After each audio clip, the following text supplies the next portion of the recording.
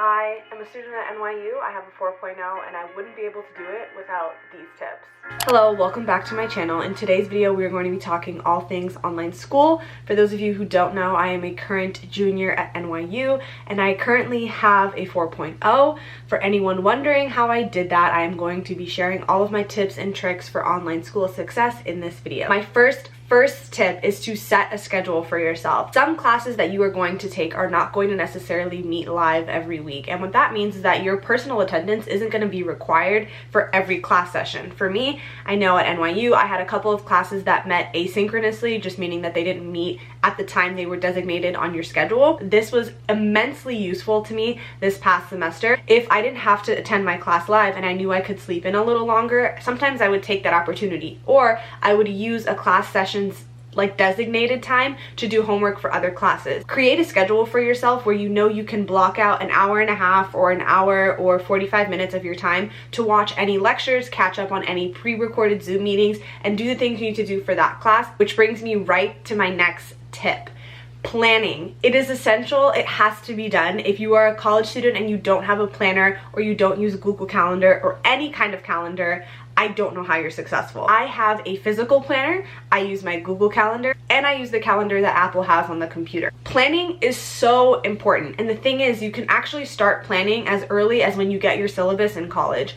For those of you who are maybe in high school, in college, you get all of your assignment dates and deadlines and exam days in advance. As soon as you get the syllabus for your class, it's not like a rough estimate. Your professor lays everything out super clear for you. So as soon as you get those dates and deadlines, you should put them in your planner as soon as possible. That way, when you're looking ahead at a new month, you kind of already know what to expect for that specific class. And when you have it for all of your classes, you kind of have a gist of like what your month is going to look like and how to best budget your time for each class.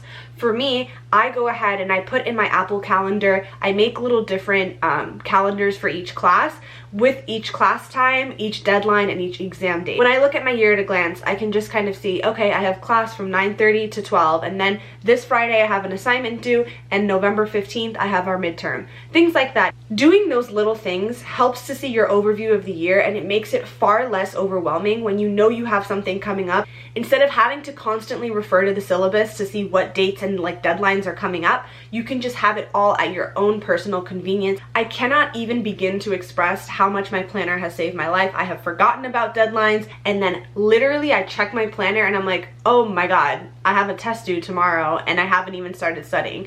But it really helps, and it really helps to just kind of take a really big class and make it seem a lot more manageable, which for me just makes me feel like I can succeed. If I'm looking at a class that has 30 lectures throughout the year and 2 midterms and a final, I'm easily overwhelmed. When you take it bit by bit, it seems so much more digestible, and I'm like, okay, I can actually get an A in this class as long as I do these assignments on these days and plan enough time to study, which kind of, I guess, ties back into the setting a schedule for yourself. If you know that you're a type of person who likes to study on a Sunday and you don't have class on Sundays, then by all means designate that Sunday for a study day and then refer to your planner to see what you have coming up for the week. But I think those two go hand in hand. If you have a schedule for yourself and you want to make sure that you're budgeting enough time for you as well. I cannot stress how important it is to plan and allocate time for yourself as well. Making time for yourself is just as important as making time for school and for studying. I have learned this the hard way. When you are burnt out, it is so hard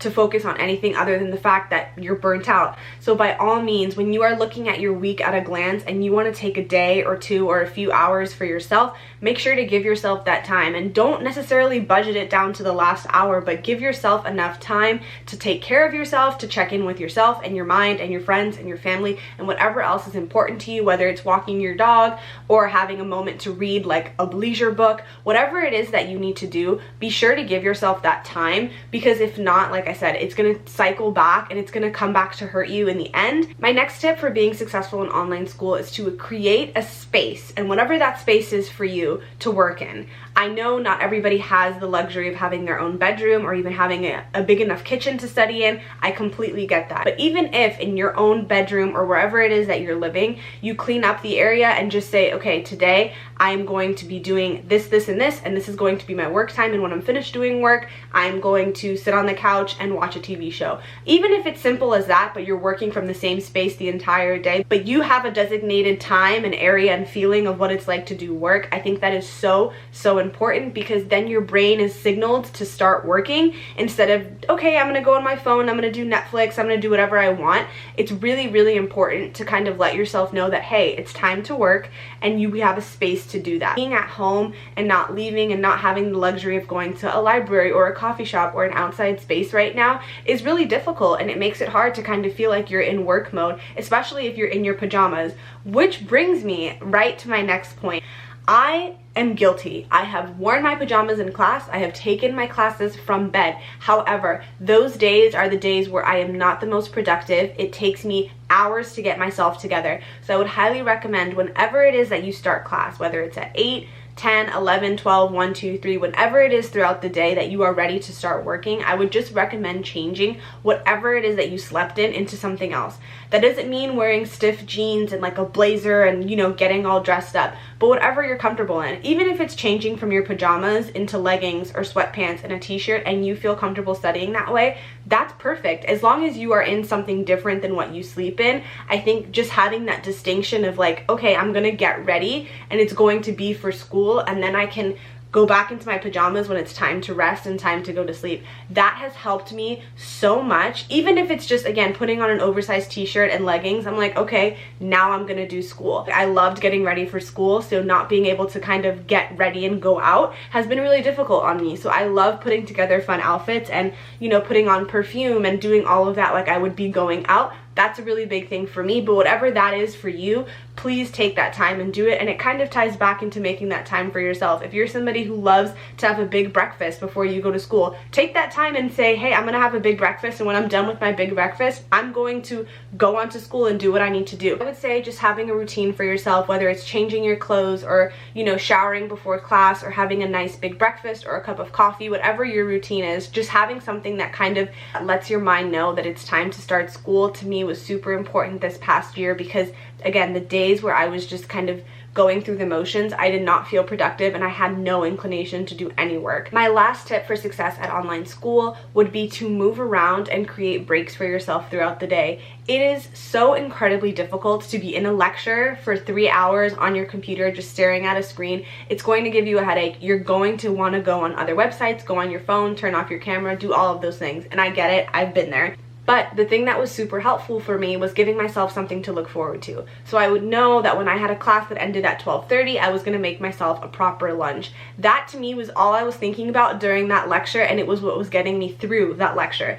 But whether that's going on a walk, taking like an exercise class, calling your friends, going on your phone, watching an episode of a show on Netflix, whatever that is for you, it, I promise you, will make the day go by so much faster. It gives you something to look forward to. Your day doesn't just focus all around school and all around class. You have a life outside of class, and it's perfectly fine to not want to stare at a Zoom call the entire day. I don't know anyone who wants to do that, so giving yourself little breaks or rewards or things to look forward to throughout the day is really great. It can also be really useful just to move around in whatever area you're in, whether you're in an apartment, a house, a townhouse, whatever it is, to move around within the space that you're living in or you're taking your classes in. I know for me, I always looked forward to maybe taking a class from my dining room or from my kitchen, and it really does help to kind of have a change of scenery. I know when I was in school in New York, it was such a relief knowing that I was at least going to be able to go to a different classroom, even if it was in the same building, or being able to take a class like from a coffee shop if wherever you live allows for that. I think that's really helpful because it makes it seem like you're not just doing the same staggered thing every single day from the same place, taking the same classes.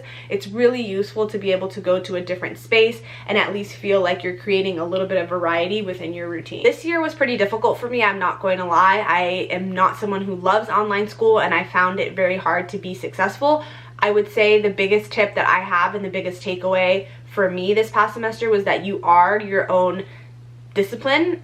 If you don't want to do something, it won't get done. You don't have a teacher holding you accountable. That's why I wanted these tips to be a bit more broad. I know the classes that I took this semester, not everybody who's watching this video is going to take. So by all means, if you have any other questions or you need any advice on dealing with online school, wherever it is that you are attending, please leave them in the comments below. As always, thank you so much for watching this video, and I will see you guys in my next one.